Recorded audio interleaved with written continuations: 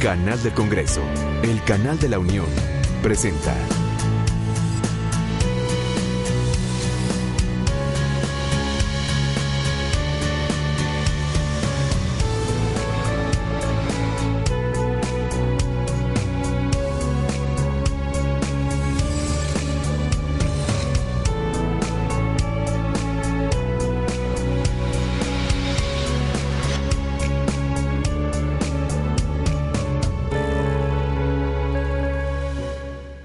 Empezar, esta mesa es la mesa sobre prevención, reducción de riesgos, daños y tratamiento de farmacodependencia. Como muchas y muchos de ustedes saben, este es un tema clave y es un componente muy importante de cualquier política de drogas que se trate de hacer de manera integral. En la mesa contamos con expertas y expertos en el tema, que básicamente lo que vamos a hacer el día de hoy es discutir qué es lo que hace falta, analizar cómo se ha tratado este tema tanto en México como a nivel regional y de qué es lo que podemos hacer para que esta sea para poder dar a entender a la gente y a quienes están haciendo alguna política pública al respecto, cuáles son los componentes que debiera de llevar y cómo poder abordarla desde una perspectiva mucho más amplia de lo que se ha abordado a lo largo de estos años. Tengo el honor de presentarles en primer lugar a Rafael Velasco. El doctor Rafael Velasco es médico con especialidad en psiquiatría y estudios de posgrado en alcoholismo y drogadicción por la Organización Mundial de la Salud, organismo en el que participó durante 4 años como miembro del panel de expertos en salud mental, igualmente en la OPS, en la Organización Panamericana de la Salud, en donde fungió como asesor temporal en salud mental para la adolescencia. Ha sido subsecretario de Educación Superior e Investigación Científica de la Secretaría de Educación Pública y secretario de Salud del Gobierno del Estado de Veracruz. Fue también rector de la Universidad Veracruzana, en donde previamente se desempeñó como director de la facultad, secretario general y fundó la carrera de Psicología. Cuenta con 15 libros dedicados a la educación, la psiquiatría infantil, el alcoholismo y las adicciones, dirigidos a médicos, maestros, padres de familia y jóvenes. Actualmente es académico de la Universidad Veracruzana, fundador y profesor de la maestría en prevención del consumo de drogas. Si le damos un aplauso, por favor.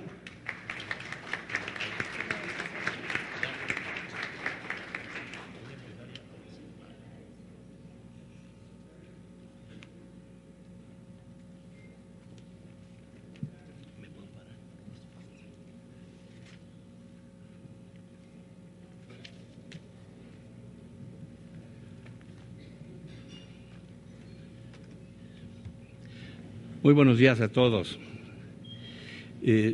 Distinguidas personalidades que me acompañan en la mesa, señoras y señores.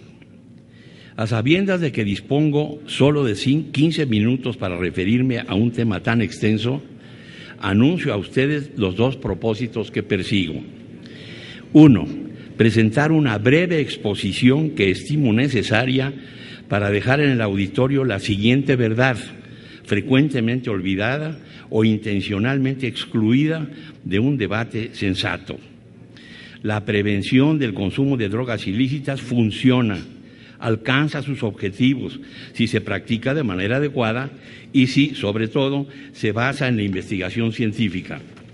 Y 2, transmitir una opinión personal sobre los puntos esenciales de un programa preventivo para nuestro país, basándome en la experiencia de que disponemos. Todos los datos y afirmaciones que incluiré se sustentan en información procedente de fuentes fidedignas, principalmente de la Organización de las Naciones Unidas y sus órganos aplicados al asunto que aquí nos interesa. Esta aclaración es necesaria porque con frecuencia se emiten opiniones y afirmaciones sin el respaldo de la investigación científica y social de calidad, o bien francamente tendenciosas, favoreciendo una posición más bien política o ideológica. Pero quiero advertir, la ciencia no está a debate. Proporciona, eso sí, elementos para un debate relacionado con el tema que aquí nos ha reunido. Al día de hoy se puede decir que el nivel del consumo mundial de drogas ilegales tiende a estabilizarse, lo cual no deja de ser un hecho prometedor, considerando que en el pasado solo hablábamos del aumento progresivo año con año del número de consumidores. Y este es un dato que se dice poco. Cabe preguntar, ¿a qué se debe esta bien registrada tendencia a la estabilización del consumo? Tendencia a la estabilización, nada más. La respuesta es muy simple. Pese a que en muchos países, sobre todo en los pobres y los que están en desarrollo, aún se tiende al aumento progresivo, por otro lado, naciones tradicionalmente grandes consumidoras de drogas ilegales han logrado una disminución notable, estadísticamente muy importante. Menciono las que han obtenido mayor éxito: Suecia, Finlandia, Noruega, Islandia, Grecia, Armenia, Albania, Chipre, pero ustedes pueden agregar una media docena más de países que están teniendo un gran éxito en prevención. No quedan dudas de que cuando se respetan de verdad los principios de la prevención que han sido ya bien establecidos y además se destinan fondos suficientes para las acciones necesarias, se alcanzan éxitos muy estimulantes. Por ahora dejo a ustedes la afirmación de que los buenos programas preventivos sí funcionan y son, por lo menos en parte, responsables de la tendencia a la estabilización mundial del problema que ha registrado la Organización Mundial de la Salud. Por lo que hasta aquí he expresado, no quedarán dudas, espero, de que en un posible debate sobre la necesidad de recurrir a nuevos enfoques ante el grave asunto del consumo de drogas ilegales, la prevención debe considerarse de primordial importancia. Ello si se acepta que estamos frente a un problema de salud y de que el objetivo es, entre otras metas deseables, disminuir el consumo de las drogas causantes de adicción con toda su repercusión social. Sería insensato dejar de lado las evidencias sobre asuntos que condicionan, quiérase o no, a las políticas y estrategias. Parecería que en el momento crítico por el que ahora se atraviesa, el viejo, sí, señoras y señores, muy viejo debate sobre la legalización de ciertas drogas, incluida la marihuana, parecería como si no existieran planteamientos diferentes a los dos ya conocidos en sus formas extremas. La legalización sin más como la llave de oro que resuelve de tajo el problema de la violencia, o bien la, entre comillas, guerra contra los delitos que implique el consumo, suponiendo que el número de encarcelamientos constituye la medida del éxito. Sin embargo, ¿es justa esta conclusión? ¿Solo existen esos dos caminos? Yo pregunto, ¿la prevención no cuenta? No podemos olvidar que desde hace más de unas 2 décadas otros enfoques han resultado eficaces, siempre que el éxito se mida por la disminución significativa del consumo y siempre también que se acepte que la solución definitiva es asunto de generaciones. No hay éxito inmediato posible. Estamos ante un fenómeno multifactorial muy complejo. Entre los que nos dedicamos a la previsión decimos que vamos a ganar la batalla, pero esta pelea no se va a ganar por knockout, va a ser por decisión unánime, pero después de muchos rounds. Es pelea de campeonato. Las drogas adictivas constituyen una amenaza a la salud y el bienestar sociales. Debemos luchar por alcanzar un mundo en el que no se consuman más, del mismo modo en que aspiramos a derrotar el cáncer y otras enfermedades, la pobreza que agobia a millones de seres humanos, los crímenes, etc. Si vemos el futuro de la política sobre las drogas como una elección polarizada entre los sistemas de salud y de justicia, no reconoceremos nunca la naturaleza complementaria de ambos, que resulta vital para enfrentar el problema. En general, el modelo preventivo exitoso se caracteriza por las siguientes consideraciones. 1. Sabemos que la legalización, así como la despenalización de consumo y tenencia, aumenta el consumo. No es una expectativa, no es una conjetura, es una realidad histórica. Y los nuevos, no solo eso, sino que los nuevos consumidores son principalmente los adolescentes y los jóvenes, cualesquiera que sean las disposiciones de ley. Tal es la experiencia obtenida históricamente que solo repite lo ocurrido con el tabaco y el alcohol en su momento. 2. La despenalización reglamentada de la posesión y el consumo de drogas es una medida que se va generalizando en todo el mundo.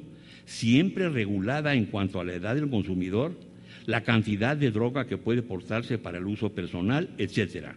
Desde hace algunos años, se ha dicho aquí muchas veces, México ha dado ya ese paso, pero ya podemos valorar resultados para ver si conviene hacer cambios o dejarlo como está. 3. Siempre que sea posible, debe evitarse el encarcelamiento, excepto si se han cometido delitos agregados, como robos, asaltos, etcétera. Pero pido que recuerden ustedes que tratándose de adictos verdaderos, no de consumidores ocasionales, la regla es que cometen esos y otros delitos. Esa es la regla general, aun cuando no fuera a veces su deseo. 3. Siempre que sea posible, debe evitarse el encarcelamiento, excepto si se han cometido, lo acabo de decir. Se comprende que la mejor aplicación de una disposición como esta y como otras relacionadas con el consumo de drogas ilegales es la que se lleva a cabo en los llamados tribunales de la droga o cortes de drogas, sobre lo cual ya se experimenta en nuestro país. Es posible, sin embargo, pensar en otras opciones. Por ejemplo, la capacitación a fondo de los jueces en relación al problema. Pero en todo caso se pretende una estrategia que nunca vulnere los derechos individuales del consumidor, considerando también los derechos de los demás, especialmente de los menores de edad. Pero, señoras y señores, la adicción de una persona siempre causa daños a terceros, aunque no sea esa la intención del adicto. 4. El modelo efectivo recomienda la creación de centros de tratamiento adecuados, si es posible gratuitos o casi gratuitos. La gran mayoría de los países no puede formalizar adecuadamente esta recomendación por onerosa, quizás tampoco la otra a la que me acabo de referir de las cortes de drogas. En estos casos se aconseja favorecer la creación de centros no oficiales que cumplan con las normas mínimas establecidas para brindar servicios adecuados a bajo costo. En lo que toca al tratamiento de adictos que sufren una condena en prisión, quizá lo mejor para nosotros es favorecer la investigación en búsqueda de un modelo de tratamiento intracarcelario adecuado a nuestra circunstancia. No es asunto sencillo, mientras persistan los graves problemas que afectan a nuestras prisiones. 5. Dar prioridad a las acciones que aumentan la percepción del daño producido por el consumo de drogas. Ha sido plenamente comprobado que a menor percepción del daño, mayor consumo. Aquí hay una gran labor por hacer en las escuelas y con los padres de familia. Sobre ello, en México ya tenemos experiencia suficiente, solo es necesario reforzar las acciones y apoyar con presupuesto. Respecto a las políticas y estrategias, formulo a continuación las que a mi juicio debemos fortalecer en nuestro programa nacional actual. 1. Debe involucrarse a todas las dependencias de gobierno desde las que procede actuar. El reconocimiento de esta necesidad fue lo que dio origen al Consejo Nacional contra las Adicciones, hace muchos años, hoy convertido en comisión. El hecho real es que no se ha logrado la coordinación deseada. 2. Debe efectuarse una valoración de lo que hemos realizado hasta ahora para retroalimentar un nuevo programa y abandonar las estrategias fallidas que aún se conservan. 3. Es necesario mejorar las investigaciones epidemiológicas para conocer con mayor certeza el consumo de drogas ilícitas y también las legales en el país. 4. Hay que desarrollar una nueva estrategia específica para atender a los grupos de población más vulnerables, así como establecer acciones para atender el consumo nocivo de alcohol y el alcoholismo en el medio rural y en las poblaciones indígenas. La Secretaría de Educación Pública debe jugar en ello un papel muy importante con el gran aporte de los maestros rurales y bilingües, que siempre han mostrado una gran disposición. 5. Es altamente deseable ampliar la capacidad de atención en los 3 niveles preventivos y capacitar permanentemente al personal que presta sus servicios en los centros de atención primaria de las adicciones. La capacitación que actualmente se realiza resulta incompleta y, a mi juicio, inadecuada. Lo mismo piensan otros expertos en prevención en nuestro país. 6. Es indispensable establecer la mejor coordinación posible entre las Secretarías de Gobernación y de Salud, así como entre los sistemas de justicia federal y de los estados. Formulo ahora una propuesta que es producto de la experiencia de muchos años. Nuestro programa de prevención debe priorizar la creación de los comités municipales contra las adicciones, prevista en programas anteriores. Una condición para alcanzar los objetivos de cada comité, que cada comité señale, es la congruencia de sus acciones con la estrategia nacional. En los pocos que se han realizado no existe esa congruencia, por lo menos en la mayoría de ellos. Las autoridades municipales poseen, como ninguna otra instancia de gobierno, el conocimiento directo y permanente de las condiciones locales en relación al consumo de drogas, pero sus comités deben funcionar con personal adecuadamente capacitado, condición sine qua non. La buena noticia es que ya conocemos esa tarea de capacitación, que no es costosa y que puede efectuarse en corto tiempo. Es indispensable favorecer siempre, como un objetivo básico, la participación de la sociedad. Al respecto, en México no hemos alcanzado logros suficientes. Es un hecho que nuestros líderes ciudadanos, padres de familia, fundaciones, las propias iglesias, las sociedades médicas y de otros profesionales, etcétera, no han sido exitosamente convocados para participar en la tarea preventiva. Algunos sostienen que quienes nos dedicamos a la prevención del consumo de drogas somos ilusos, por decirlo menos, al proponer metas inalcanzables, como aquella de que luchamos por un mundo sin drogas. Olvidan que frases como esa poseen el valor de un ideal y que, como todo ideal, es inconquistable, pero impulsa en sus acciones a quienes lo hacen suyo. Si se quiere un objetivo menos idealizado, formulemos este. Con eso termino. Deseamos y trabajamos por un mundo en el que los jóvenes decidan libremente no consumir sustancias que destruyen su libertad. Muchas gracias.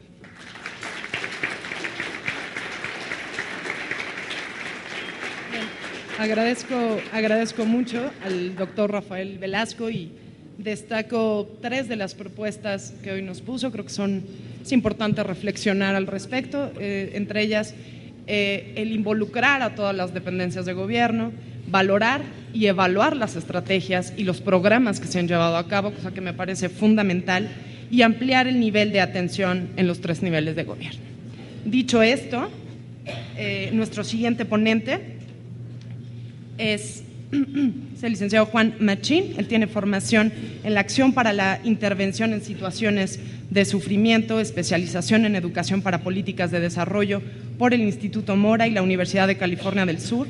Es cofundador y director general del Centro Cáritas de Formación para la Atención de la Farmacodependencia y Situaciones Críticas Asociadas. También es socio fundador de la Red Mexicana de Organizaciones que intervienen en situaciones de sufrimiento social, la Red de Instituciones de Especialistas en Juventud y Desarrollo y de la Red Americana de Intervención en Situaciones de Sufrimiento Social. Es asesor del Proyecto de Educación Social para la Prevención y Atención de Conductas Adictivas y ha coordinado diversos proyectos, entre los que destaca el Programa Regional contra Exclusión y Farmacodependencia, el Programa Regional contra…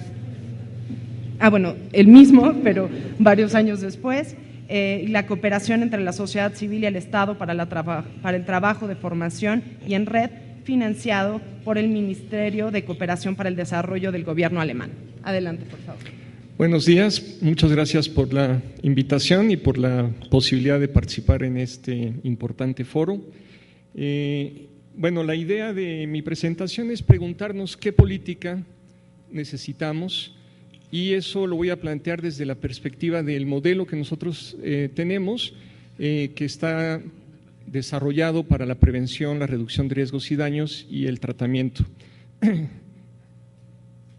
Este modelo surge de la experiencia de diversas organizaciones, algunas de ellas pioneras en el tema de farmacodependencias, como Hogar Integral de Juventud, que tiene más de 40 años trabajando en el tema del tratamiento, o el Centro Juvenil Promoción Integral, que es una organización pionera en el trabajo con jóvenes y sobre todo desde la perspectiva de la prevención, y Cultura Joven, que es una red de experiencias juveniles en Morelos, también especializada en temas de promoción juvenil.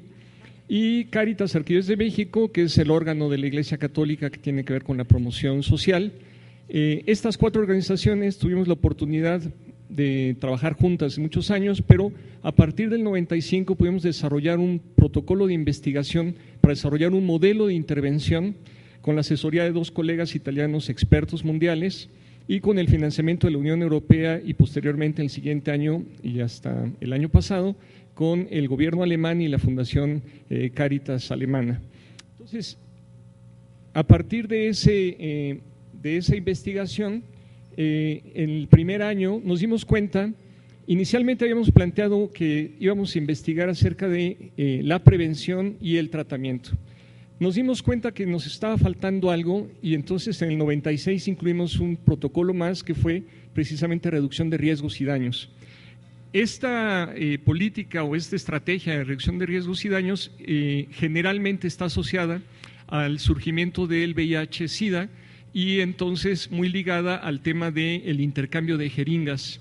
Entonces, en el caso de nosotros, porque estábamos trabajando sobre todo en barrios de la Ciudad de México y de Morelos y de una parte en Ciudad Juárez, en realidad lo que nos dimos cuenta es que la mayoría de los daños asociados al consumo no tenían que ver, en este caso, pues, con el consumo intravenoso, sino que tenía que ver con el estigma y la exclusión social que vivían los usuarios de drogas. Entonces, gran parte del protocolo entonces estuvo orientado a cómo podríamos trabajar nosotros en relación con este aspecto. Los resultados de esa investigación fueron, por un lado, el desarrollo de un modelo que le llamamos ECO al cuadrado, ECO 2, que es un juego de palabras, E de epistemología, CO de complejidad, E de ética, CO de comunitaria, la formación del centro que actualmente dirijo, que es un centro de investigación y de formación y de incidencia en políticas públicas, y también una red a nivel mexicano primero y después una red que ha ido creciendo hasta abarcar en este año 15 redes nacionales que están ahí, las diferentes redes, ¿no? Desde Uruguay, Argentina hasta México.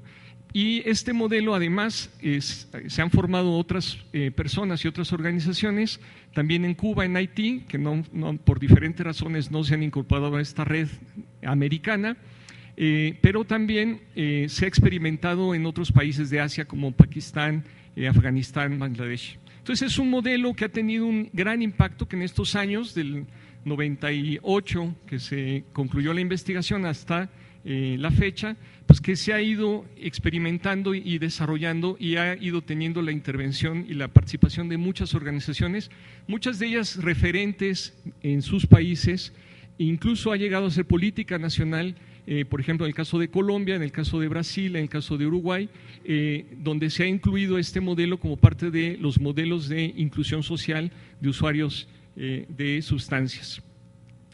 Esas son algunas de las publicaciones en torno al modelo, muchas de ellas se pueden descargar de la página que al final les voy a poner la referencia, también de la página del CENADIC, del CONADIC, del Instituto Mexicano de la Juventud, porque hemos hecho algunas ediciones o coediciones juntos. Nosotros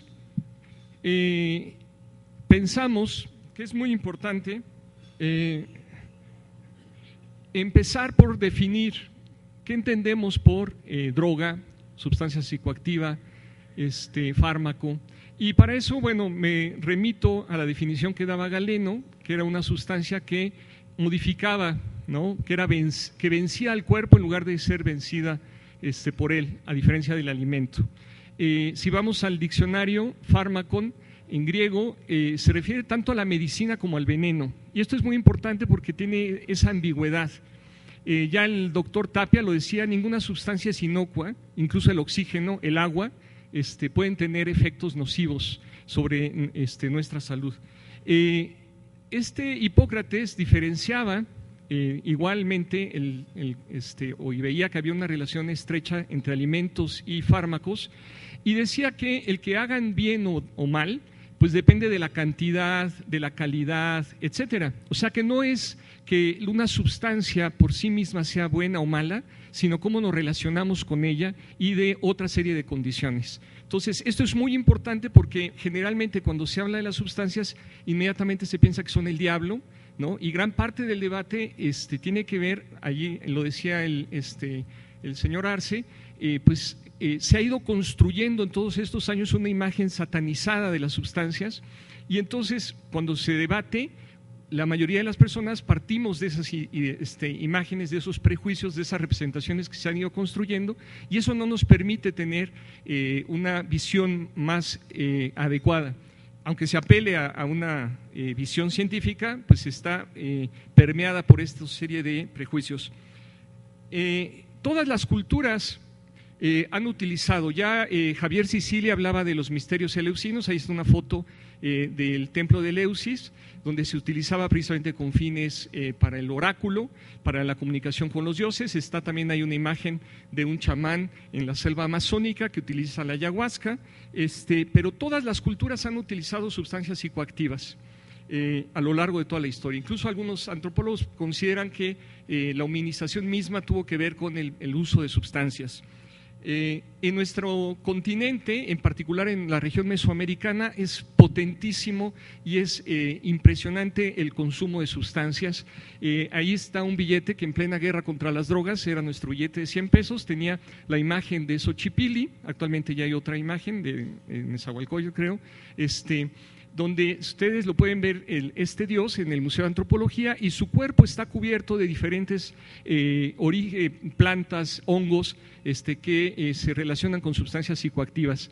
Los hongos, como la psilocibina, que contiene el principio de la psilocibina, etcétera.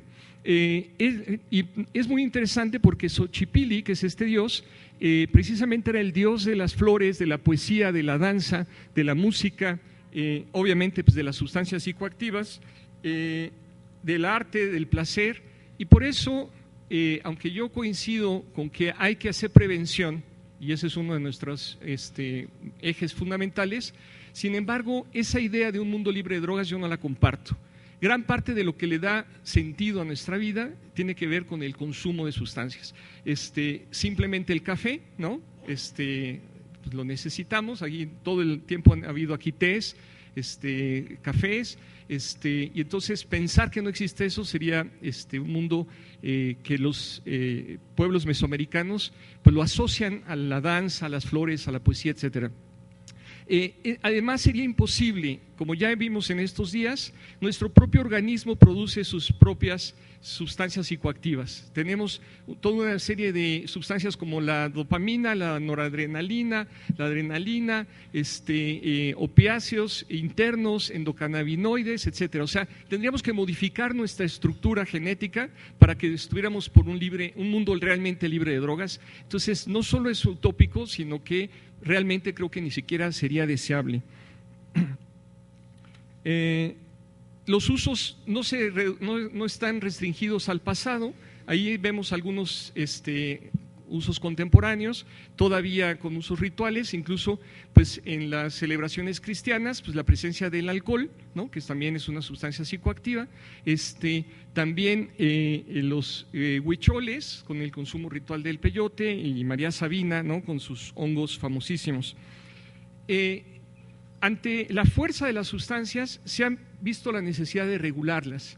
Tradicionalmente había una regulación sociocultural a través de una serie de rituales, de cosmovisiones, etcétera, pero cada vez más se empezó a tener una serie de regulaciones más bien orientadas hacia la penalización, la criminalización, incluso llegar a la lógica de la guerra contra las sustancias.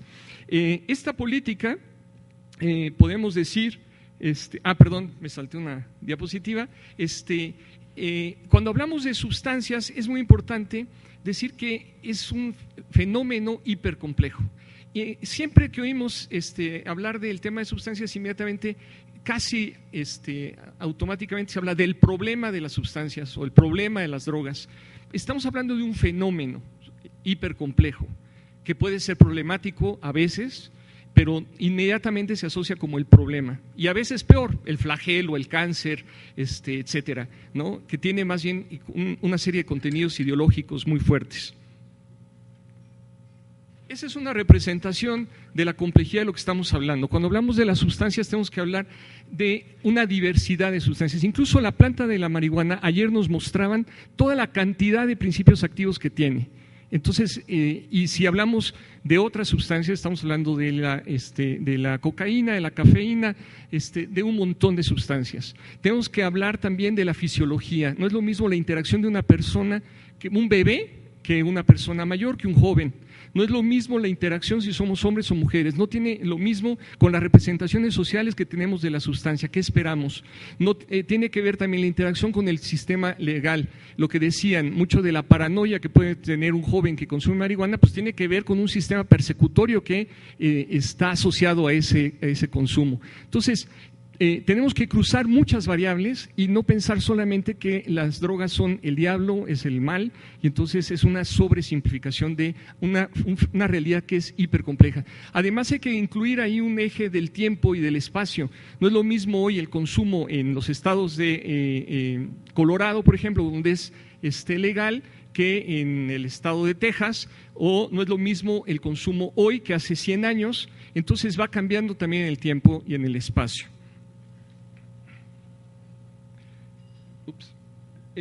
Las respuestas, como les decía, generalmente fueron socioculturales, sin embargo, poco a poco se empezaron a dar una respuesta más en la lógica de la criminalización. Entonces se buscaba la reducción de la oferta, destruir, ¿no?, las plantas, destruir los precursores, perseguir a quienes lo producen, perseguir a los que los comercian, incluso perseguir a los que lo consumen, y toda una serie de mecanismos también de prevención de la demanda. O sea, toda la cuestión de la educación para la salud, que con eso estoy totalmente de acuerdo. O sea, también es importante todo ese trabajo preventivo. Pero en gran medida se ha orientado más bien a la prevención de la oferta, la reducción de la oferta. Esta política ha fracasado. Todas, prácticamente yo creo que el 90% de las ponencias han remarcado cómo esta política ha sido un fracaso.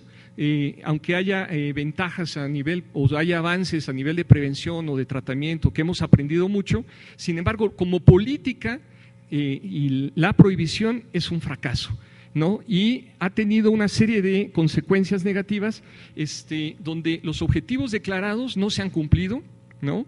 Y sin embargo ha tenido un montón de consecuencias negativas, donde los decenas de miles de muertos, desaparecidos, desplazados en México es solamente una parte, pero hay una destrucción del medio ambiente, hay una criminalización hay 500,000 personas presas en Estados Unidos, asociados sobre todo a la tenencia simple, y entonces, bueno, hay un montón de efectos negativos. Incluso la ONUD, que es la gran defensora del paradigma prohibicionista, ha tenido que reconocer que hay una serie de efectos indeseados, de efectos colaterales asociados a la imposición de esta política. Nos dice, sobre todo la ONU, ONUD, porque además es claro que para otras agencias de Naciones Unidas entran en contradicción con esta, ¿no? Cuando hablamos del tema de derechos humanos, cuando hablamos del tema de SIDA, cuando hablamos del tema de salud, vemos que entra en contradicción con la política impuesta de ONUD, la Organización de Naciones Unidas para la Droga y el Delito. Dicen que las drogas son dañinas, no son dañinas porque están controladas, sino que están controladas porque son dañinas. Y no es cierto, gran parte de los daños asociados al consumo tiene que ver no tanto con la droga, sino con el hecho de que están prohibidas. Las drogas están prohibidas porque hacen daño. Entonces deberíamos prohibir andar en bicicleta, andar en motocicleta, andar en auto, porque hay daños asociados a eso. No todos, pues tampoco en el consumo de sustancias. Entonces, tenemos que ser muy claros de que no hay, que no están prohibidas porque hagan daño. La otra idea es, están prohibidas porque están en la lista 1 y la lista 1 y la 4. ¿Y por qué están ahí? Porque están prohibidas. O sea, es una tautología, no hay ninguna razón real. Lo que ya han dicho aquí y que está muy bien documentado es, hay una serie de cuestiones sociales, históricas, económicas, que explican por qué la marihuana, la cocaína, etcétera, están prohibidas y no el alcohol o el tabaco. Por ejemplo, esta sustancia produce nerviosismo, ansiedad, insomnio, temblores, taquicardia, náusea, vómito, trabazón de las mandíbulas, desgaste de los molares, aumenta el colesterol, aumenta la gastritis, favorece la osteoporosis, está contraindicado en el hipertiroidismo y produce incluso trastornos psiquiátricos y puede llevar a la intoxicación y la muerte. ¿Qué sustancia es? ¿La cocaína? ¿La marihuana? No, la cafeína. Es la droga legal más consumida y puede producir todos esos daños. Hay que hacer la guerra contra la cafeína, hay que prohibirla.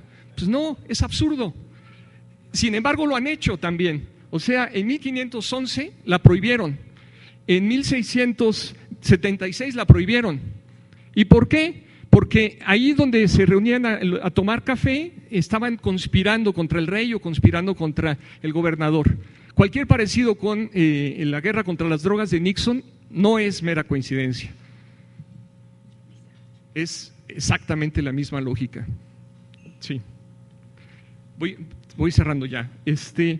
Ahí está una gráfica famosísima del doctor Nutt donde habla de cuáles son las drogas que producen más daño. La que produce más daño es el alcohol, muchísimo menos la marihuana, ¿no?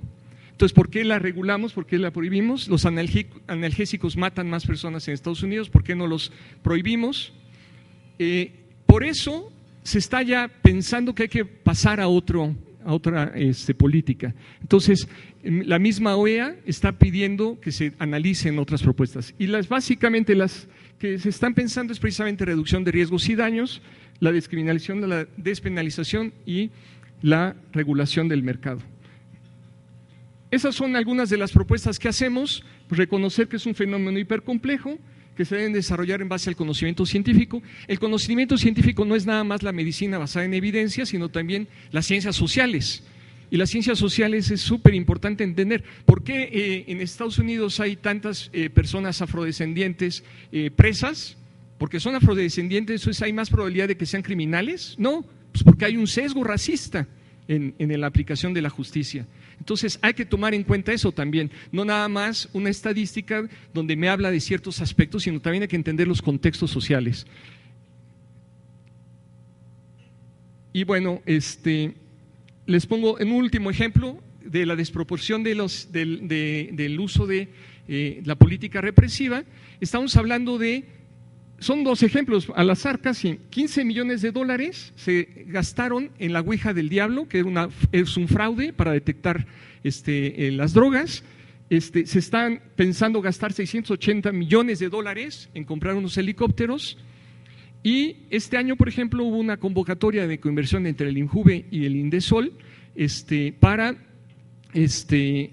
proyectos de juventud. Fueron 480 mil dólares, alcanzaba para 20 proyectos. O sea, hay una desproporción brutal. Entonces, aún para hacer la prevención se necesita una lógica diferente. Y bueno, las políticas de drogas actuales causan más daño que las drogas mismas.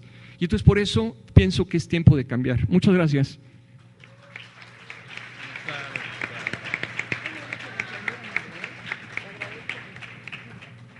Bien, agradezco mucho a Juan Machín su presentación y bueno, realmente destaco varias cosas de la presentación, entre ellas la importancia de poder definir claramente qué es una sustancia, qué es una droga, qué es un fármaco.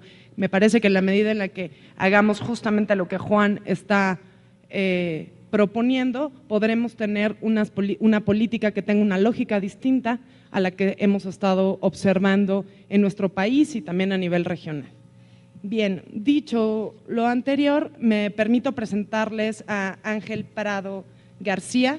Él es médico cirujano por la Universidad de Anáhuac, con una especialidad en psiquiatría general por la Universidad del Ejército y la Fuerza Aérea del Hospital Central Militar. tiene bastante experiencia en cuanto a psicoanálisis con grupos para la Asociación Psicoanalítica Mexicana. Fue becario del Hubert Humphrey en prevención y tratamiento de adicciones por la Johns Hopkins University en Estados Unidos, y también tomó un diplomado en tratamiento de abuso de sustancias por el Instituto Ofri de Jerusalén, Israel. Ha laborado como psiquiatra de la Marina Armada de México, es perito psiquiatra de la Procuraduría General de Justicia del Distrito Federal, fue director de adicciones del Gobierno del Distrito Federal también, director técnico del Consejo Nacional contra las Adicciones y actualmente es encargado provisional de la Dirección General Adjunta, Operativa y de Patronatos de los Centros de Integración Juvenil. Le agradezco su presentación. Muchas gracias. Adelante. Si quiere el micrófono desde ahí.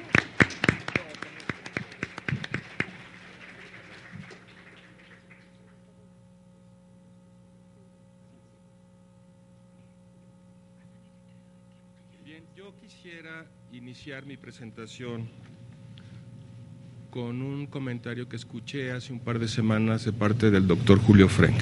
Perdón, si pudieran prenderle el micrófono. Bueno, se escucha mejor. Bien. Voy a iniciar mi presentación con un comentario que escuché hace un par de semanas del doctor Julio Frenk, y él decía lo siguiente: los ejes que deben vertebrar una política pública fundamentalmente son dos: la educación y la salud. La educación es el futuro de nuestros jóvenes, la salud es el presente. No puede haber absolutamente nada más en el futuro si en el presente nuestros jóvenes o nuestros adolescentes no tienen salud. Yo de lo que les voy a hablar es de un punto de vista de salud pública. Y quiero que pensemos en esto. México vive dos importantes transiciones. Por un lado, una transición demográfica, en donde nuestra población está envejeciendo y nuestras pirámides están invirtiendo, y por otro lado, una transición epidemiológica, en donde antes los mexicanos nos moríamos de enfermedades infectocontagiosas y ahora nos morimos de enfermedades crónico-degenerativas.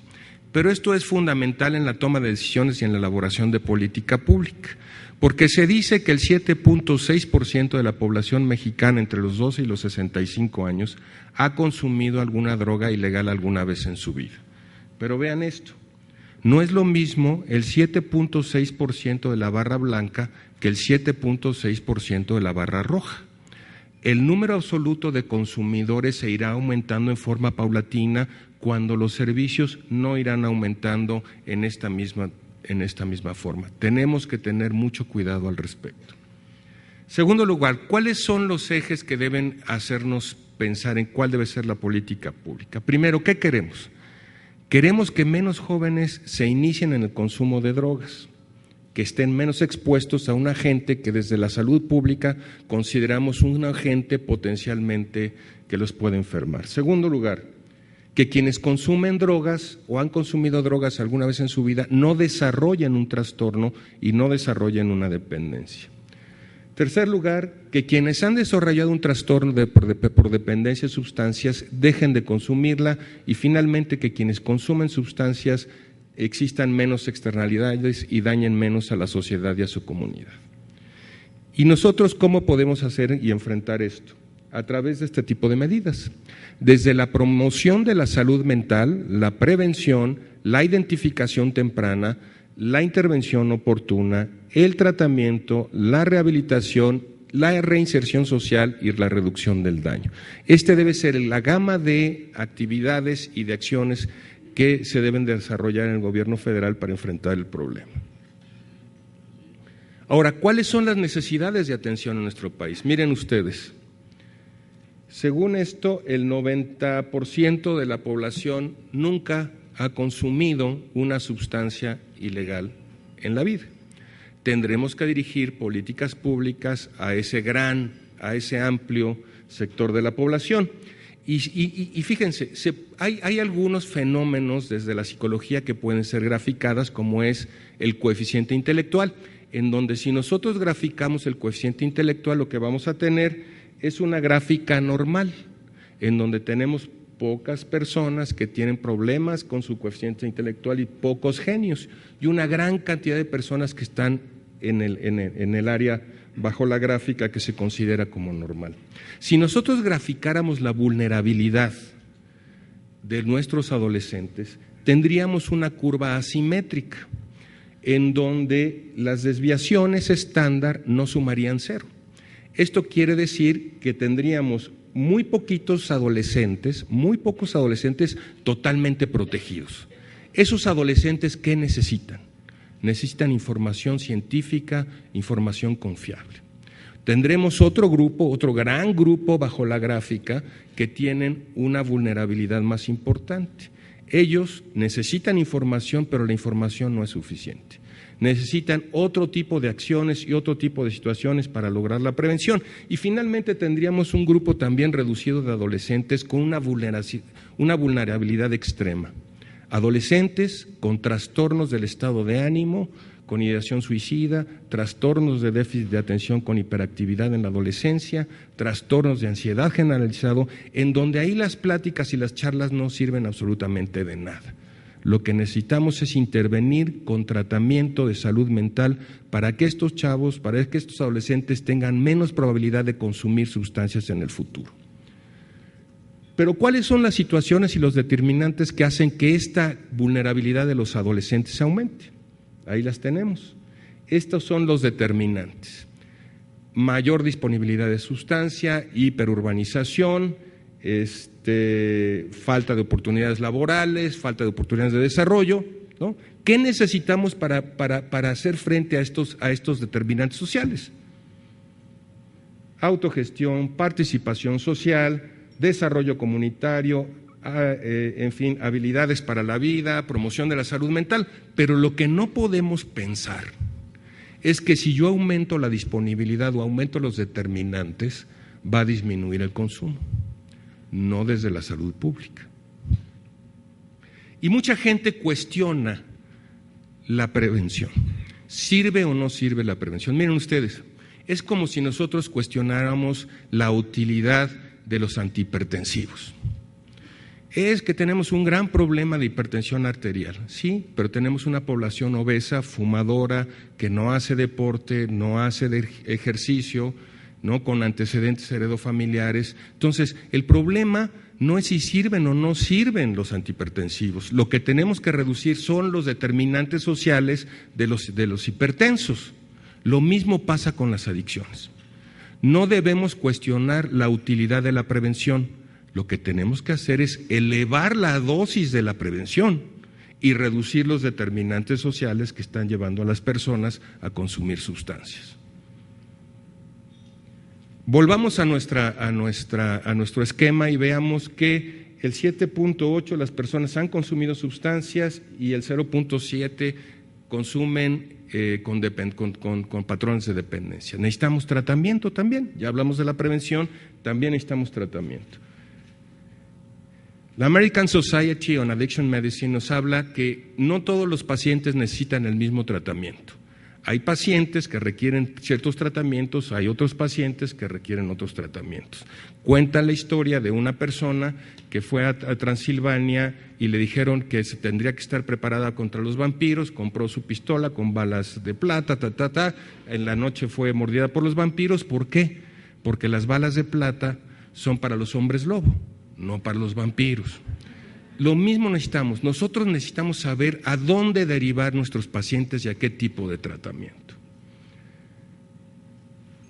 Vemos nosotros que algo que es muy importante es la atención de la comorbilidad psiquiátrica, y aquí está una revista que se llama Lancet, una revista importantísima donde nos habla y nos dice que la marihuana no es una sustancia inocua. Ojo, no estamos en contra de las drogas, estamos en contra del uso indebido de las sustancias. En México no estamos en contra de la morfina. En México nos hace falta morfina para atender a nuestros pacientes que tienen cáncer, que se están muriendo en los hospitales. Nadie está en contra de la morfina. Estamos en contra del uso indebido de la marihuana. Estamos en contra del uso indebido de las sustancias. La marihuana tiene sustancias o componentes psicoactivos que pueden ser utilizados para la atención de la epilepsia en menores que han sido resistentes a otro tipo de tratamiento, bienvenido. Pero hoy por hoy no existe un solo medicamento que se prescriba fumado porque no tenemos control sobre las dosis y sobre las concentraciones en sangre. Este es The New England Journal of Medicine. Y miren ustedes, específicamente hablando de la población en Holanda. Esta publicación es del Instituto Trimbos. El Instituto Trimbos es el punto focal del Observatorio Europeo contra las Adicciones en Holanda.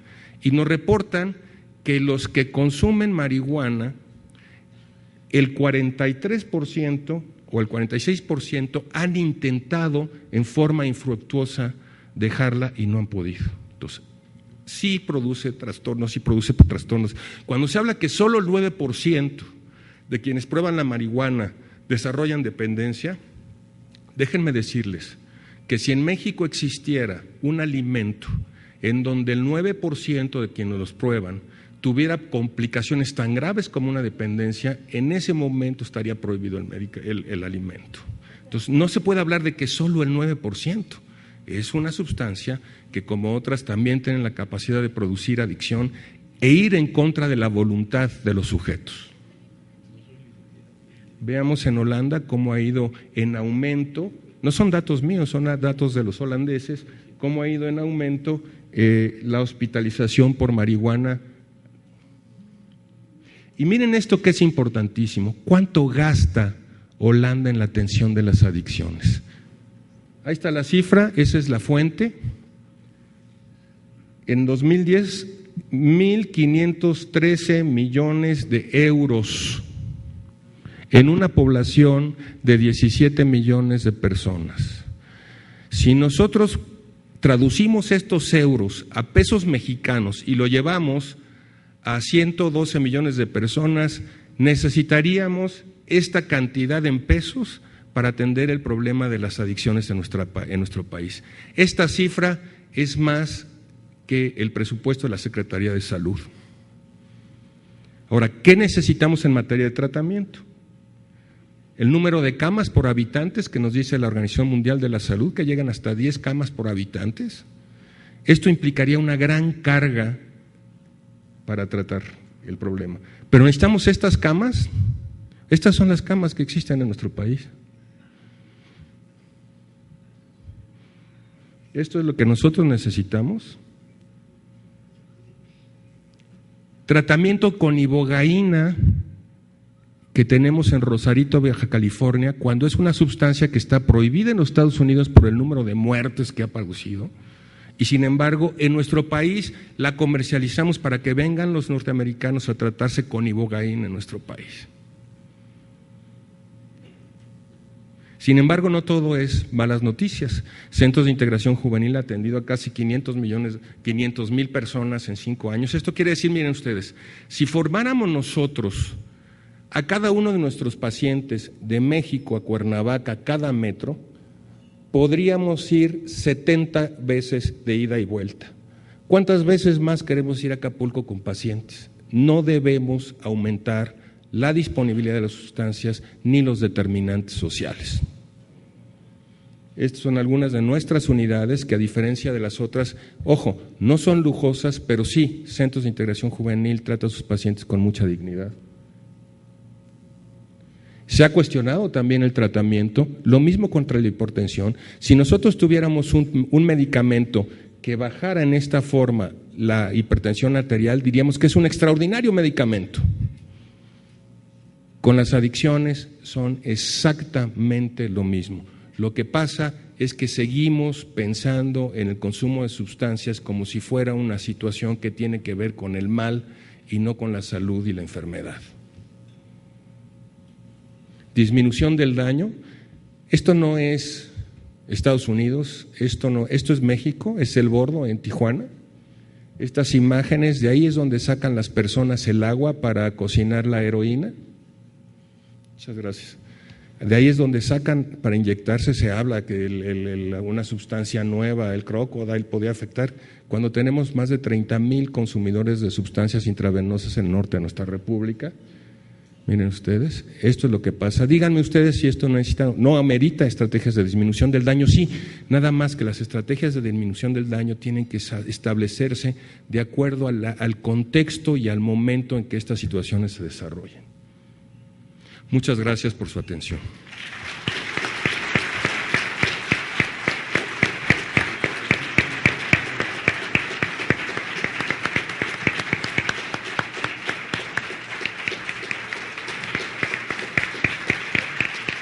Bien, gracias.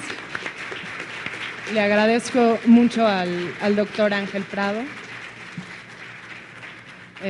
Muchísimas gracias por su participación. Me parece que tocó puntos sumamente importantes y relevantes, entre ellos la importancia, valga la redundancia, la importancia de elevar la dosis de prevención y la importancia de elevar el presupuesto para poder implementar programas para toda la población vulnerable, como lo ha mencionado.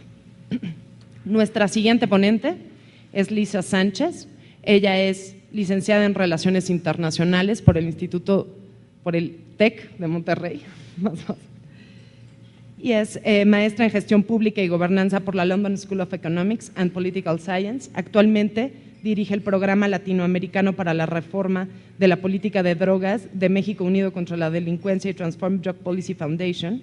En años anteriores se desempeñó como líder de proyecto para la Comisión Interamericana para el Control de Abuso de Drogas de la Organización de los Estados Americanos, donde fue responsable del diseño e instrumentación del primer Programa Nacional de Capacitación y Evaluación de Consejeros en Adicciones.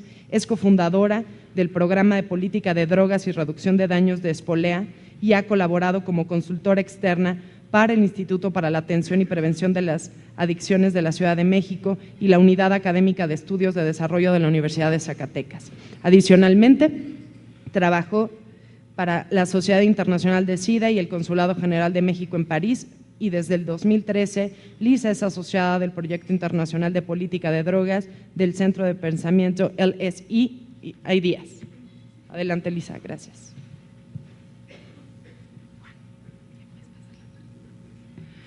Muchísimas gracias a todos, gracias por su presencia en este tercer y último día de foro. Quisiera primero tomar unos 30 segundos para agradecer a los organizadores del foro, específicamente al diputado Fernando Belaún Sarán, pero también a su gran equipo, Cris, Aide, Araceli, que tomaron un par de meses de laborioso trabajo para que podamos estar todos aquí el día de hoy. A mi equipo de trabajo, que desde la distancia me acabo de integrar de regreso nuevamente a México, logró maravillosamente también contribuir con insumos técnicos y especialistas a este foro. Muchísimas gracias. A mis compañeros de mesa, Ángel, un gusto volverte a ver. Doctor, estamos aquí, bueno, efectivamente para discutir un tema que polemiza, que es altamente polémico y que en ese sentido, bueno, yo quisiera abordar otro de los temas que tradicionalmente no son abordados en mesas orientadas específicamente al tema de prevención y tratamiento y reducción de daños desde el enfoque de la salud, que es justamente la reducción del daño no solo asociada al consumo problemático de las sustancias, sino a las políticas de drogas mismas. Para comenzar, yo quisiera invitarlos a hacer una reflexión inicial. Esa reflexión inicial tiene que ser que antes que nosotros entremos de lleno a hacer la diferenciación entre prevención, reducción de riesgos y daños y tratamiento, pensemos un poquito en qué significa el uso de drogas y cuándo ese uso de drogas se vuelve problemático. Se ha dicho aquí hasta el cansancio que estamos en una lucha y en un combate contra las adicciones. Bueno, una de las primeras reflexiones que yo los invito es a modificar el lenguaje, porque justamente este lenguaje bélico nos lleva a pensar y a conceptualizar las respuestas que damos hasta este problema que supuestamente nos interesa a todos de una manera que no necesariamente es la más indicada. Se vuelve una cuestión de salud pública y se vuelve una cuestión de intervención del Estado cuando justamente, como bien lo decía Ángel, esa población tiene una compulsión, cuando el uso se vuelve problemático y cuando genera efectos adversos no solo para el individuo en sí mismo, sino también para la comunidad y el entorno en el que vive. Pero también es importante que pensemos, y aquí también agradezco muchísimo a Ángel Prado, que pensemos cuáles son las variables que influyen en ese consumo problemático, cuáles son las motivaciones que llevan a un individuo a abusar de las sustancias. Como bien se dijo aquí, son muchas y tienen que ver con los contextos sociales, tienen que ver con las situaciones económicas, tienen que ver también con los riesgos percibidos, pero también tienen que ver con los contextos específicos de ese consumo. La clandestinidad, por ejemplo, del consumo de drogas, sabemos que también es una de las variables importantes para aumentar no solo el riesgo, sino los daños asociados a ese consumo de drogas. Entonces, en ese sentido, a mí me gustaría empezar esta charla con ese tipo de distinciones. Entonces, los invitaría a pensar el uso de drogas como un continuum, que puede ser desde el uso esporádico, como también se mencionó aquí, el consumo una vez en la vida, que estadísticamente para nosotros en términos de salud pública es prácticamente irrelevante, y donde tenemos que nosotros concentrar efectivamente esfuerzos de prevención que se concentren en dar información veraz y no en engañar ni siquiera a nuestros jóvenes y adolescentes sobre la maxificación de los riesgos percibidos. Finalmente, también hay que hacer una distinción entre la reducción de riesgos y la reducción de daño. Este también es un tema muy polémico, a algunos nos gusta, a algunos no nos gusta. Simplemente decir que ningún tipo de consumo está exento de riesgos, eso es cierto, pero como bien se dijo también en la ponencia del doctor Prado, muchas veces esos riesgos y daños son potenciales. Entonces tenemos un área de oportunidad muy interesante en donde lo que tenemos que hacer es evitar que esa potencialidad se materialice. Sin embargo, no necesariamente tenemos que desaparecer totalmente ese consumo. Creo que aquí lo importante es decir, se previene el consumo problemático, se previenen las adicciones, pero no necesariamente nuestros esfuerzos de prevención y de reducción del daño tienen que estar orientados hacia la eliminación del consumo. Tradicionalmente nosotros entendemos reducción de riesgos y daños como estas intervenciones que están un poco en el limbo entre la prevención y el tratamiento, que van orientadas hacia las personas que no quieren o no pueden descontinuar el uso de drogas y que sin embargo, bueno, tienen que estar orientadas a mantener, como ayer lo decía la doctora Raquel Peiraube, a mantener al individuo vivo y lo más sano posible independientemente de su consumo para poder acercarle las intervenciones adecuadas a sus necesidades y a sus contextos que después le puedan invitar de una manera amigable a descontinuar ese uso o a modificar sus patrones de consumo. Esta reducción de riesgos y daños estaría entonces orientada a la reducción de la demanda de drogas y bueno, tradicionalmente en los últimos 20 años y las experiencias disponibles no solo en Europa sino América Latina, incluso algunos países del sureste asiático, están más bien enfocadas hacia la reducción de riesgos y daños entre usuarios de drogas inyectables, particularmente enfocados a las intervenciones de prevención de VIH, SIDA, hepatitis C y otras enfermedades contagiosas.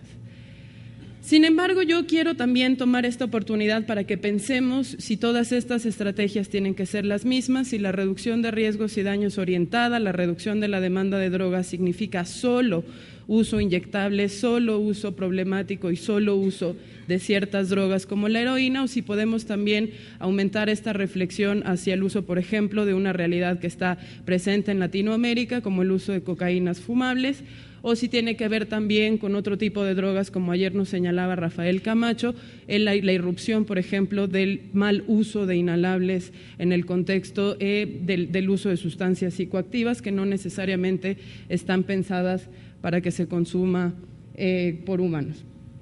Ahí sí mismo, entonces, la particularidad de la intervención tiene que estar pensada en la población. Efectivamente, no es lo mismo matar al hombre lobo que matar al vampiro, por lo tanto, no es lo mismo estar orientados hacia adolescentes y jóvenes que estar orientados hacia mujeres o población en reclusión o población en situación de calle. Aquí lo importante también es la incorporación de todas estas variables que nos decían aumentan las situaciones de sufrimiento social. Se hablaba aquí también, el doctor Rafael Velasco nos contaba que la prevención funciona, sí, efectivamente la prevención funciona, y mencionaba el caso de Grecia como uno de los éxitos de esta prevención. Efectivamente, Grecia ha tenido una historia de intervención en prevención del uso de drogas que hasta años recientes funcionaba maravillosamente bien, pero que recientemente se ha visto obscurecida por una situación social ajena a esas intervenciones de prevención, que es el tema de la crisis económica y las políticas de austeridad. Yo tuve la oportunidad a principios de este año de estar en Grecia, en Atenas, en la inauguración de la primera sala de consumo regulado para usuarios de drogas inyectables, donde la triste realidad es que por más que hayamos invertido en prevención durante todos estos años, los recortes presupuestales nos llevaron a un incremento del uso problemático de heroína inyectada, heroína de baja calidad, que ha logrado un aumento del 320% en las nuevas infecciones de VIH.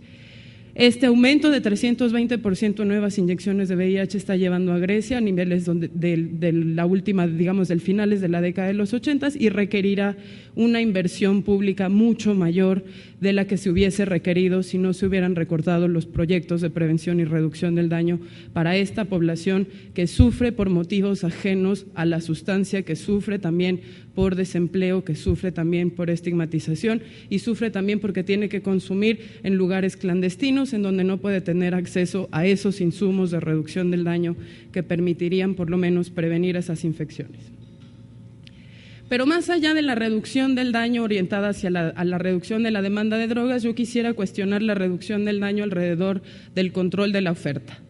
Aquí en México estamos muy acostumbrados también a ver esto como si pudiéramos reducir los daños desde el control de la oferta, simple y sencillamente orientándonos a la reducción del mercado ilegal o a la lucha frontal contra el narcotráfico, que de nuevo nos llega a una lógica de guerra contra el crimen organizado, si bien se nos ha especificado en varias ocasiones que la intención no era declarar la guerra contra las sustancias. No voy a abordar muchísimo más en esto porque se los han repetido hasta el cansancio, pero no somos las eminencias y no somos los altamente ideologizados los que decimos que hay consecuencias negativas del sistema de fiscalización de drogas a nivel internacional. Es la misma Organización de las Naciones Unidas que reconoce al menos estas consecuencias negativas, la primera siendo la creación de un vasto mercado ilegal que controla efectivamente el tránsito en la producción de esas drogas que queremos controlar. Ahora, ¿cuáles son algunos de los riesgos y los daños asociados a este sistema de fiscalización como lo conocemos hoy en día? Bueno, pues ahí tienen algunas que no se las voy a leer todas, sin embargo, la principal es el incremento en la actividad criminal, incremento en las poblaciones carcelarias, desestabilización de los presupuestos públicos, que aquí también sí quisiera hacer una pausa porque como nos lo estaban mencionando ya nuestros compañeros de la mesa, efectivamente México tiene una deuda muy grande en su capacidad instalada para el tratamiento de las adicciones que se podría corregir con una reorientación de los presupuestos públicos. En Senadic y en Conadic trabajan contrarreloj, trabajan con unas capacidades humanas y materiales muy limitadas que si pudiéramos expandir probablemente tuviéramos una realidad distinta. También inhibe el progreso científico. Ayer se decía mucho, también se cuestionaba sobre los potenciales beneficios o los potenciales daños del cannabis terapéutico, del cannabis medicinal. Bueno, sin embargo, tampoco se dice muy a menudo que incluso el Instituto Nacional de Psiquiatría en este país tiene problemas para hacerse de las sustancias, para hacer protocolos de investigación como se deben de hacer. En ese sentido, bueno, yo nada más quisiera presentarles, hay una coalición de más de 100 organizaciones a nivel mundial que se organizaron para hacer una campaña hace un par de años que se llama Contemos los Costos. Contemos los costos en 7 áreas específicas que incluyen desde el impacto ambiental de la guerra contra las drogas, el impacto económico y lavado de dinero, derechos humanos, salud y otras áreas más. Ahora bien, si bien es cierto que la prevención y el tratamiento son 2 áreas de la atención a las adicciones que han estado muy reconocidas y que han presentado un desarrollo interesantísimo en los últimos años, también es cierto que la reducción del daño ha presentado un avance en cómo es percibida y en cómo es aceptada dentro del debate internacional. En esta foto, en este slide, lo que ustedes tienen es arriba el doctor Michel Kashatskin, que fue durante mucho tiempo el director ejecutivo del Fondo Mundial contra la Tuberculosis, el VIH y la malaria, que habló en el segmento de alto nivel de la reunión de drogas de Naciones Unidas en marzo de este año en Viena, justamente contándonos cuáles habían sido ya los consensos internacionales alrededor de la criminalización del uso de drogas.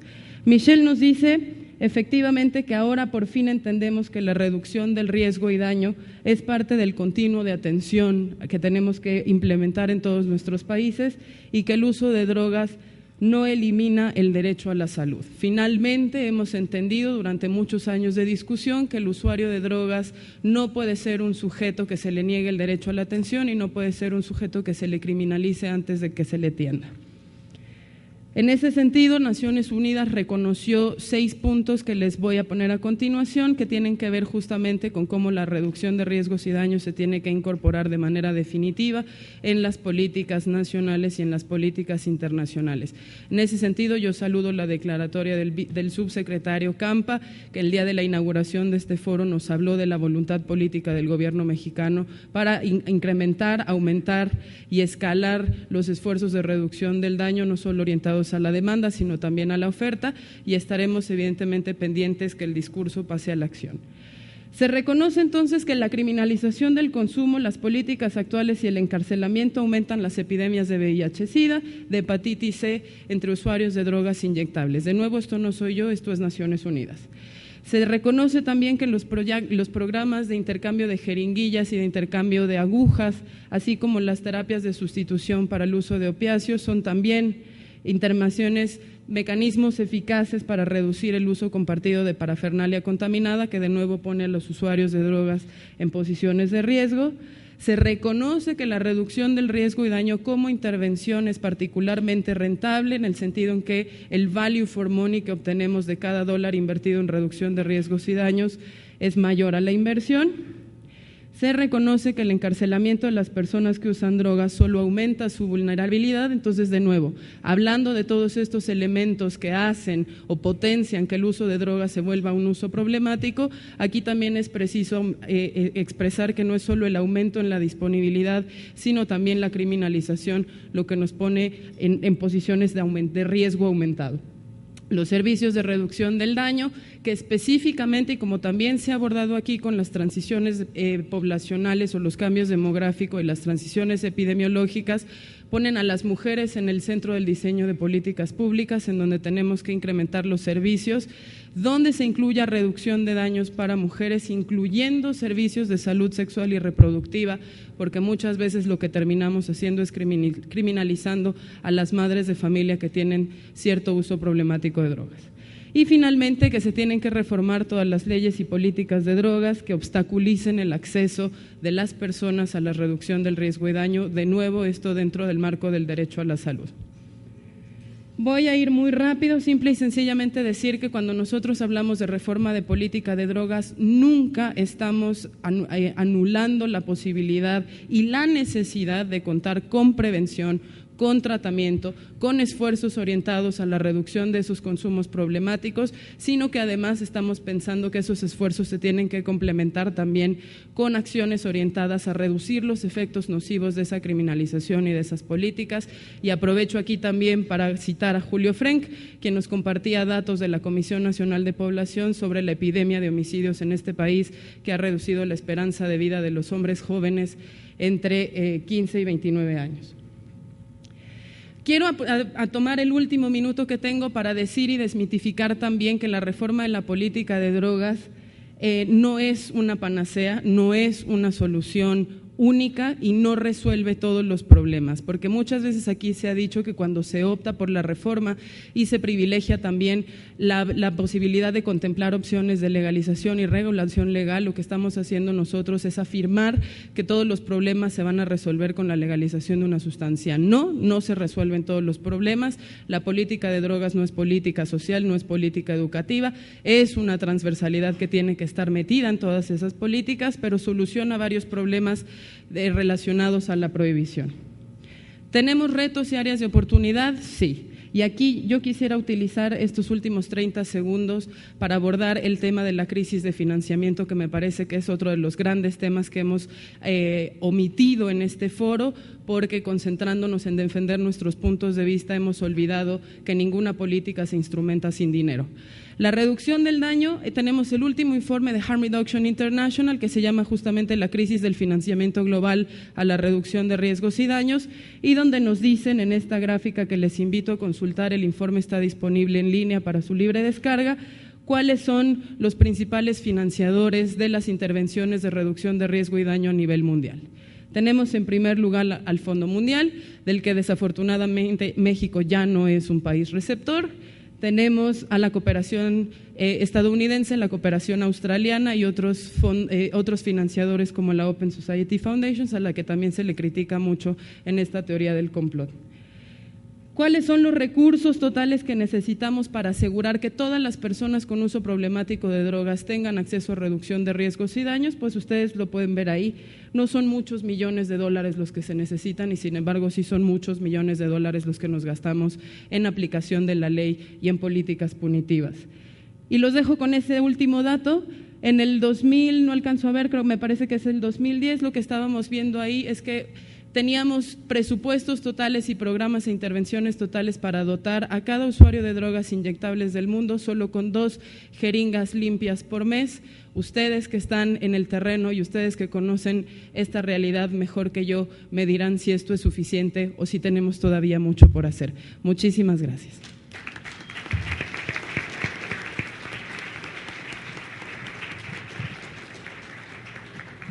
Agradezco mucho a Lisa por llevar estas reflexiones al público y sobre todo pues hacer hincapié nuevamente en el tema del presupuesto y también en cuanto al tema de la reforma política de drogas, cuáles son sus límites y también cuáles son las áreas de oportunidad que se tendría modificando o haciendo algunas reformas en términos de política de drogas. Finalmente, les presento a María Esther Garza. Ella nació el 23 de julio de 1948, cuenta con estudios de técnica en museografía y carrera comercial, fue regidora del Ayuntamiento de Guanajuato, coordinadora de seguimiento y control de programas interinstitucionales de asistencia social de la Presidencia Municipal de Guanajuato, es presidenta del Grupo de Mujeres Pro Guanajuato que construyó el Centro de Rehabilitación para Drogadictos de Guanajuato, que cuenta con capacidad para 100 enfermos, es apoderada general del patronato del Grupo Amor a la Vida del Centro de Rehabilitación para Drogadictos y ha sido presidenta del Comité de Damas del Club de Leones de Guanajuato. También fue jefa de zona de distrito de los comités del mismo comité y ha sido asesora del programa Lions Quest del Club de Leones Internacional. Adelante, por favor. ¿Sí gusta hablar de aquí? No, me paro.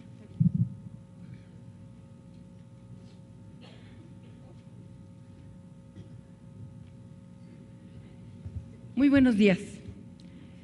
Gracias al diputado por hacerme el favor de invitarme y a mis compañeros de mesa.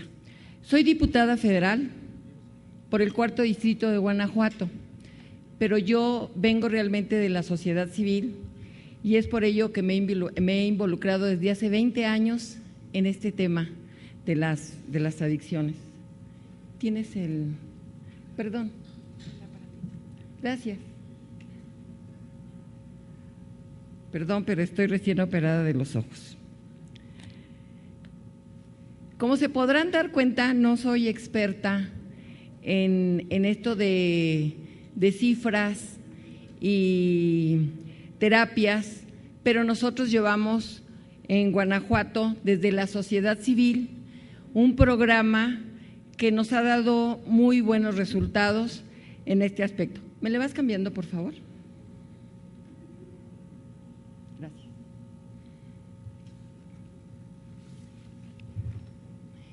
Pues aquí. Bueno, estas consideraciones para el diseño de proyectos de prevención, reducción de riesgos psicosociales y tratamiento de la farmacodependencia. La farmacodependencia es un tema global. La verdad es que es parte de un proceso de globalización que involucra todo. No alcanzo a ver bien, pero bueno. Son factores sociales, factores culturales, factores personales, etcétera, etcétera. Adelante, por favor. Tengo una gráfica de tendencia del consumo de drogas. En el último año, la población total de 12 a 65 años, ¿cómo ha ido incrementándose? Aquí viene por colores. ¿Cuál fue la droga? ¿Cuáles son las drogas legales? Está ahí en color las drogas legales. ¿Qué color es, Liz? Ando molada hoy. Son las azules. Y desde luego la marihuana, que es lo que nos tiene mucho por aquí, y la cocaína. Aquí viene también algo muy interesante. Están las gráficas de consumo de las mujeres. Yo no sé si antes ya se había hecho esto, pero desafortunadamente ahora las mujeres también se están drogando más y hay niñas muy pequeñas que empiezan desgraciadamente en esta actividad. Adelante, por favor.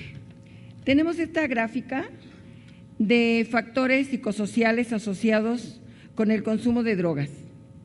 Este es un modelo que explica cómo cada uno de los factores impacta al siguiente nivel y a su vez impacta al siguiente nivel también.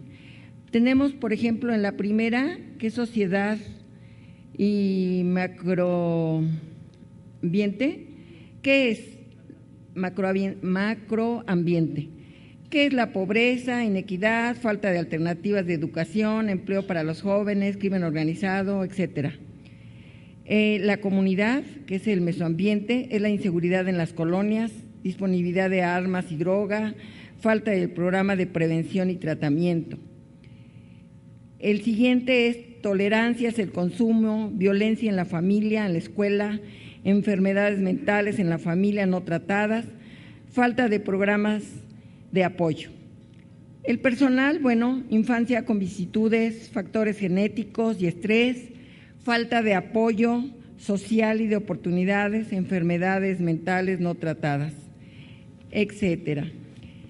Aquí tenemos esto que es muy curioso. Yo no sé si algún día vieron a un chiquito más o menos de esta edad, 2 años, que fumaba y se enojaba cuando no le daban su cigarro. Aquí tenemos los factores de riesgo. Es atributo y o característica individual, condición, situación y o contexto ambiental que incrementa la probabilidad de uso y abuso de drogas. La siguiente. Factores de protección. Atributo o característica individual, condición, situación y o contexto ambiental que inhibe, reduce o atenúa la probabilidad del uso y abuso de las drogas. El programa de intervención que nosotros llevamos en este programa, son los programas de intervención. Para que sean efectivos, deben ser integrales, deben tener marcos teóricos muy amplios. Se debe considerar la salud mental como un continuo, ¿sí? Como lo que marca la Organización Mundial de la Salud. Se tiene que tomar en cuenta los factores sociales para ver todo esto, que sea un equilibrio. Nosotros en este programa hemos visto que todos los programas deben estar con perspectiva de género, que un conjunto de ideas, creencias, representaciones y atribuciones sociales construidas en cada cultura, tomando como base la diferencia sexual, que ayuda para ver cómo se construyen los hombres y cómo se construyen las mujeres.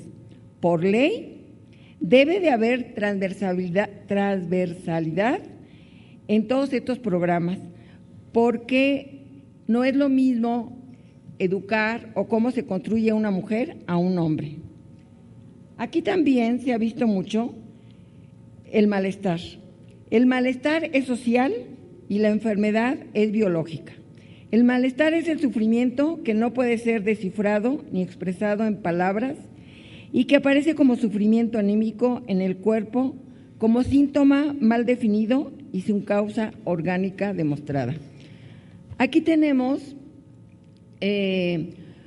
programas preventivos desde 1960, que aquí los expertos que me antecedieron se veía esto. En 60, 70, los principales programas preventivos fueron basados en el conocimiento, proporcionan información sobre el uso de las drogas y sus efectos. De 70 a 80, programas afectivos, programas específicos, por ejemplo, el desarrollo humano. De 80 a 90, programas basados en el modelo de influencia social, como entrenamiento en habilidades de resistencia, entrenamientos en habilidades sociales. En 1990 a 2000, programas basados en el empoderamiento, la resiliencia y en el establecimiento de redes sociales. Debe de haber redes sociales de apoyo, si no, la verdad no se avanza. ¿Qué es la resiliencia? Es la capacidad de volver al estado natural, específicamente después de algunas situaciones críticas e inusuales. Cámbiale, por favor. ¿Qué hemos hecho nosotros como sociedad civil? Les quiero decir que nuestro equipo de apoyo es la psicóloga que está aquí conmigo y otras 4 personas que hacemos trabajo comunitario en las comunidades de Guanajuato. Se han realizado en estos 2 años, nosotros tenemos 20 años con este programa, pero se han realizado más de 150 talleres de 16 horas cada uno. Ellos dirigidos a grupos como mujeres y hombres de las zonas rurales y urbanas. ¿Qué pasa aquí con estos jóvenes y con estas mujeres de las zonas urbanas? Ellos se van a Estados Unidos y cuando regresan, su vestimenta es diferente. Casi todos, ¿verdad? Se nota inmediatamente en la comunidad, están vestidos de negro totalmente, están del corte de pelo aquí, se ponen cosas con rastrillos, no sé, se identifican. Y desafortunadamente, casi todos traen el problema de que ya se drogan. Es impresionante qué es lo que pasa con ellos. Nosotros damos prevención también, en este caso, a jóvenes de secundaria y bachilleratos, a diversas poblaciones de riesgo. Hay muchos jóvenes suicidas, tenemos los datos, quiénes son, dónde están, etcétera. También vamos con profesionistas de las áreas de salud y educación, pues platicarles qué estamos haciendo y que nos apoyen y muchas veces pues que nos ayuden. ¿Cuáles son los talleres que se dan? Prevención de diversos riesgos psicosociales, autoconocimiento, perspectiva de género, desarrollo de habilidades para la resolución pacífica de conflictos, desarrollo en valores, que es algo increíble. No sé si es por mi edad, ya oyeron, tengo 66 años, ahora todo es diferente. Tenemos una feria de valores que iniciamos por todo lo que estaba pasando en una colonia que se llama La Luz. Les voy a decir brevemente de qué se trata. Son 6 caballos de palo que se ponen adelante, hay un dado, la gente, el niño avienta el dado y si le sale robar, el niño se queda quieto. Y dice, ¿por qué no avanzo? Porque te salió robar. ¿Y qué tiene? No es que no debes de robar. De ahí empieza una serie de cosas y al final toma un papel y se le da un cuaderno o un lápiz. Pero esto es para que veamos qué está pasando con nuestra sociedad dentro de todo esto. Entonces no va a ser malo robar, ni tomar, ni fumar, porque ¿por qué? Entonces se está construyendo esto, se les da desarrollo de valores y liderazgo. Estos son los resultados de los talleres, que ha sido mayor autonomía, mayor autodeterminación, incremento de un estilo de vida saludable en lo físico y en lo mental, mayores habilidades de comunicación y más, pero mucho más, participación comunitaria. ¿Cuáles son los retos? Los retos en esto con la sociedad civil, que todos los que estamos en esto trabajamos, ahora sí que voluntariamente, no hay pago y vamos muchos a esto. En el texto se desarrolla ampliamente los retos que son pues muchos para la prevención. ¿Qué son? Diseño de políticas públicas integrales, racionalidad de la asignación presupuestal, insistimos. Aquí vamos a platicar muy bien con el diputado Belarzarán para presentar una iniciativa al respecto.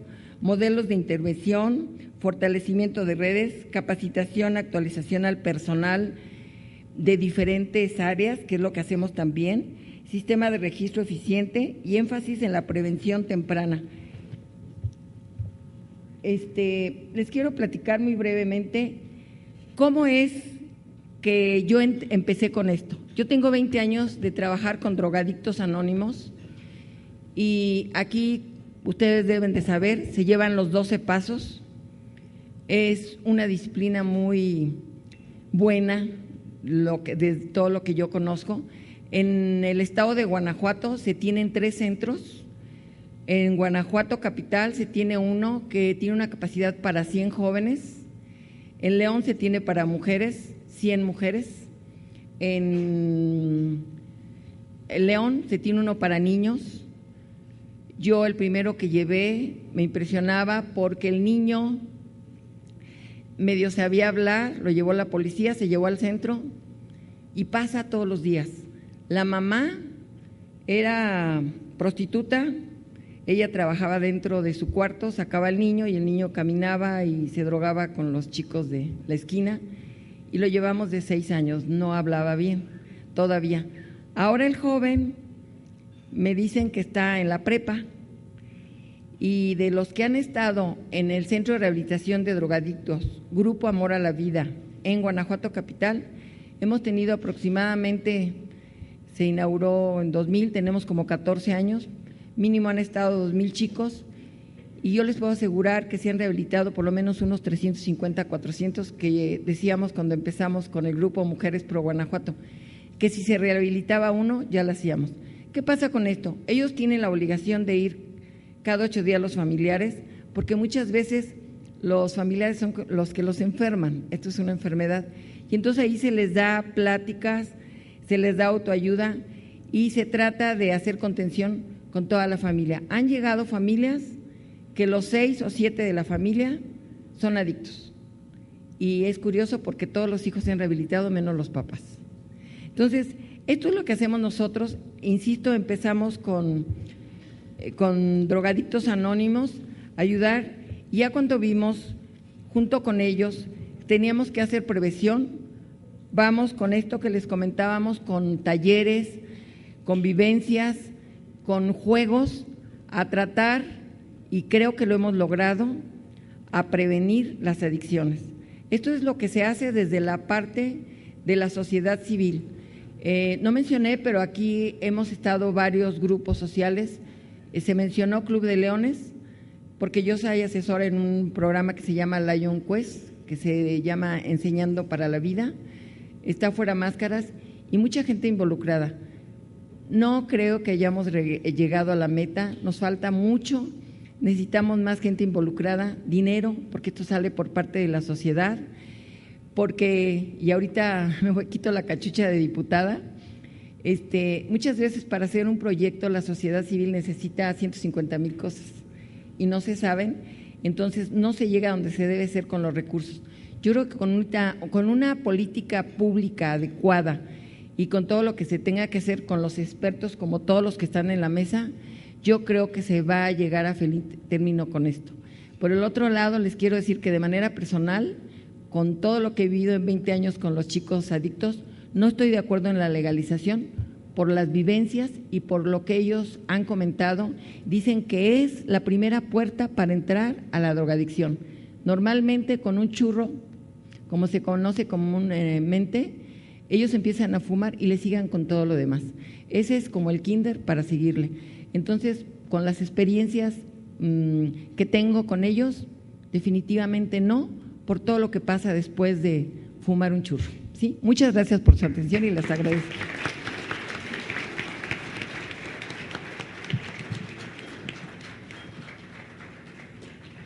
Bien, agradezco mucho a la diputada María Esther Garza.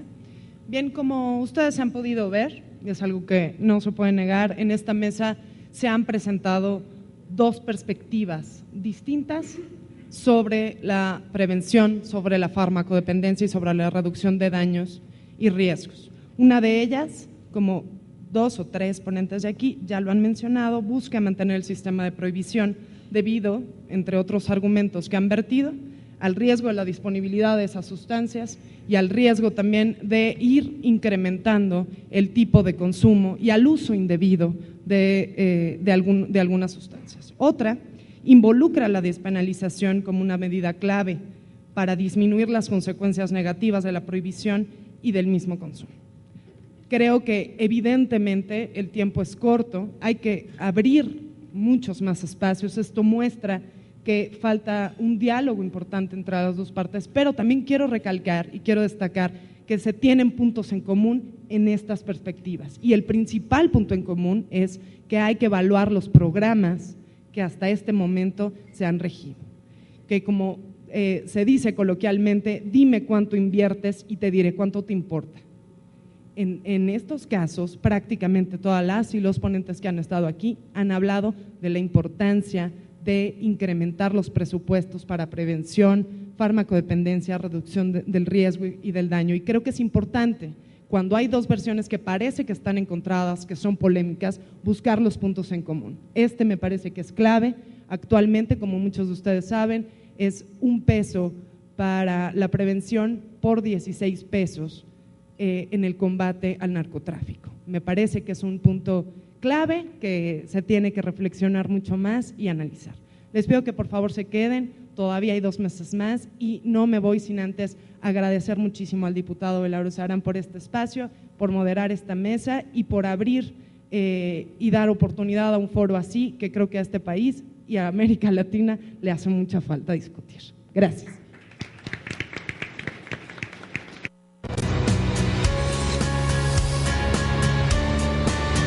Canal del Congreso, el canal de la Unión, presentó.